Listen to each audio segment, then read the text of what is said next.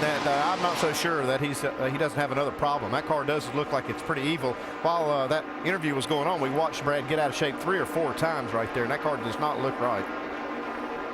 You're looking at 4th, 5th, and 6th on screen with Ryan Newman being chased down right now by Carl Edwards. But here comes Denny Hamlin. Hamlin closing fast.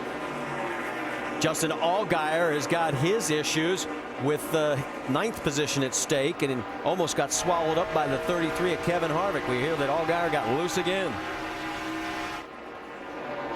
Now Hamlin going underneath Carl Edwards, so here comes Denny moving into the top 5. Remember how just a short time ago he was the last car on the lead lap.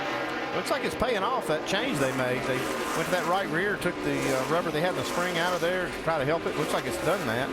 And looks like it was a good decision. Even though they didn't plan on losing that many spots, they gained a lot of them back. He was 19th on lap 87. We're working lap 123, and he's back into the top 5 and setting his sights right now on the 1 of Ryan Newman. Yeah, he'll probably have to have a caution to get himself in a position to challenge his teammate Kyle Busch again.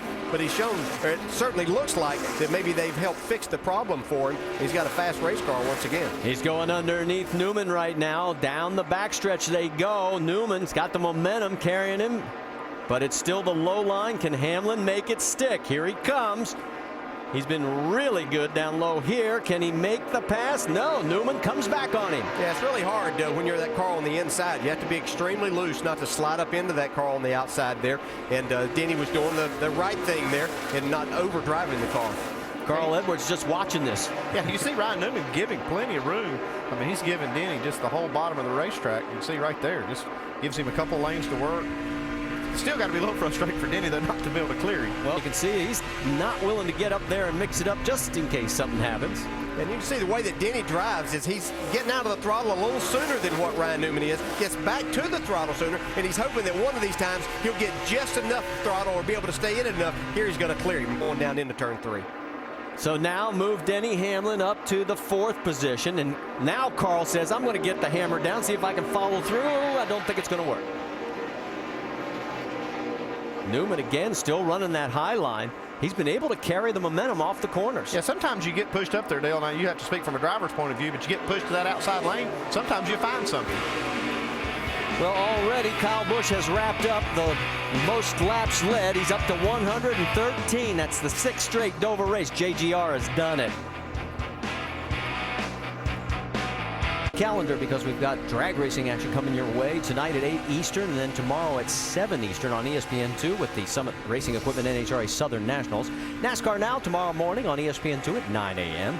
Our next stop in the NASCAR Nationwide Series will be Charlotte 2 weeks from today, 2 o'clock Eastern, right here on ABC. And then the Indianapolis 500 telecast presented by GoDaddy.com. That is 2 weeks from tomorrow, Sunday, May 30th, also on ABC starting 12 noon. Well, there is Colin Brown. Let's give a shout out because these guys from Roush Fenway Racing have been struggling mightily. Brown is currently running 17th. Stenhouse is running 20th, and both of them are on the lead lap. Stenhouse, the last car on the lead lap. Let's get an update on Ricky Stenhouse. We're on board with him, Jamie. Well, he's doing all he can to hang on right now and stay on that lead lap. Remember at the top of the show we talked about this is his first time here. At 22 years old, most of these tracks he's going to is the first time.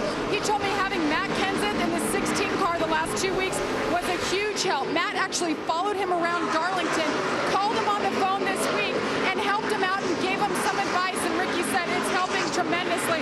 It's all about Carl Edwards and Matt Kenseth to help these young guys get up and going. Marty? Well, and it's also about owner points because these 2 cars, the 6 and 16, are not the guaranteed positions of being in the top 30.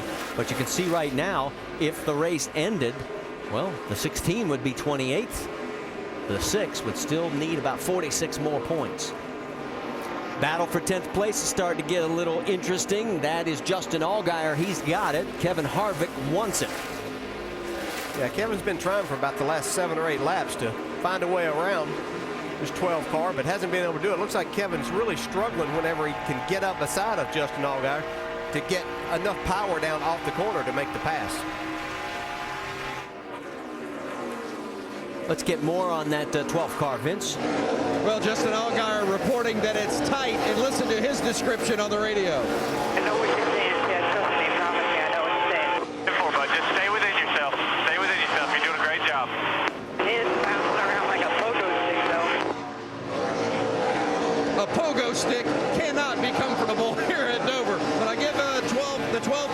credit. They bounced back from a terrible pit stop early on. A little bickering back and forth on the radio. Allgaier is refocused, and on they march. That's Eric McClure there passing. McClure is 4 laps down in 33rd. What about Justin's teammate, the 22 of Brad Keselowski?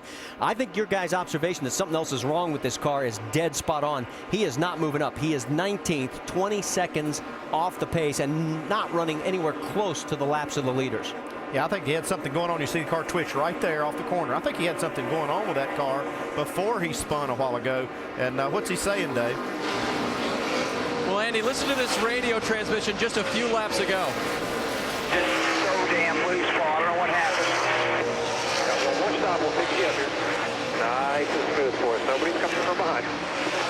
So they will have one more stop to work on it, but that looseness has not gone away. Just a few laps after that, Paul asked him, has that gone through the whole run, or is it getting better? He said, nope, not getting any better. Loose. And right now, with Kyle Busch leading, Kyle would lead the points championship over Brad by 29 points, 73 over Kevin Harvick, but we've still got quite a few laps to run. Yeah, you see right here, Kyle Busch now catching him to put him a lap down. And when you have a car that does that during the race, it's usually some mechanical issue, something they'll find when they get to the shop, that whether it's a spring collapsed on them or something just mechanically went wrong, because this car really switched over from being one of the best cars in the race to now just trying to keep up.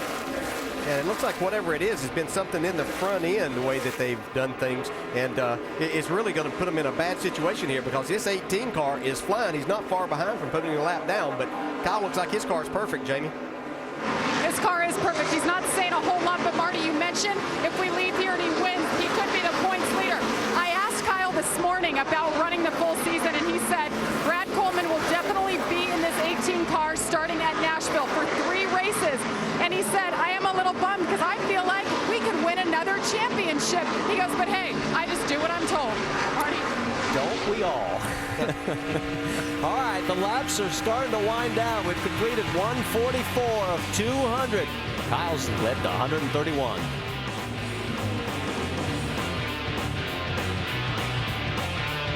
Flag here, a 4th one today at Dover International Speedway, as the 23 of Robert Richardson was very slow on the racetrack, and there he is.